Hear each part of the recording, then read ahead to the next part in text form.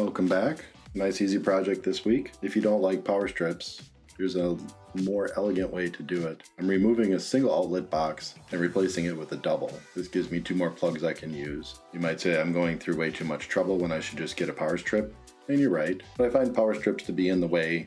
They get unplugged all the time, kids trip on them, and I think they're kind of ugly. So I don't know, this is the way I chose to do it. This is a $5 project.